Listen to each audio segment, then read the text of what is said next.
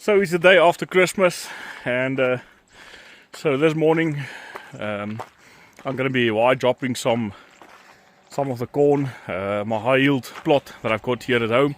So I got my tissue samples back, and yeah, so this is my wide drop rig. So built it. It's got a 1,000 liter tank on it, and there's a variable rate pump, just the orifice to do the measuring. So yeah, at the moment I'm only putting down liquid to one side of the row. These wide drops are really expensive, so maybe in future I'll just add the other ones in the middle to put the liquid to both sides of the row. So at the moment you can see it's only one row there and one and adjacent to that row. So, but yeah, it's controlled by an ag leader direct command kit. So yeah, so just adding some it's more like a micronutrient mix that I'm going to be putting out today. So just adding water here from the tanks, and then I'll be mixing all the required nutrients that I have to put in. I'll just go back to the mixing shed and add all of those. I already worked out how much of what I think I need to put down. So, but yeah, it's actually quite a simple setup. I'm really happy with my Magnum for doing this type of work. It's got the 380 tires on it. They are really, it's like biscuits. They're like biscuits, but they fit in nice next into the rows.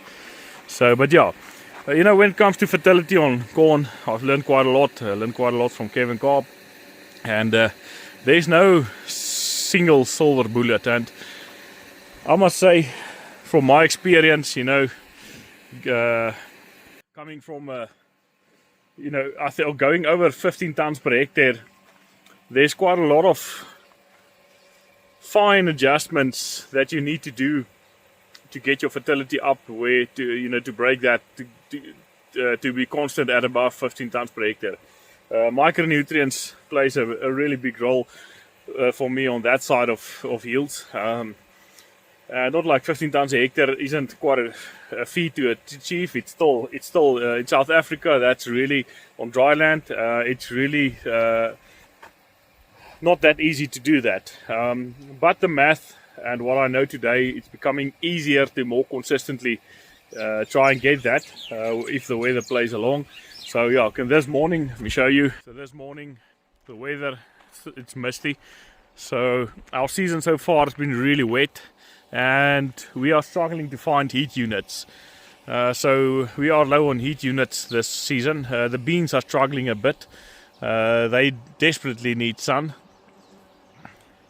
But yeah, that's how it's looking this morning on my farm, day after Christmas, and it's still nice and peaceful.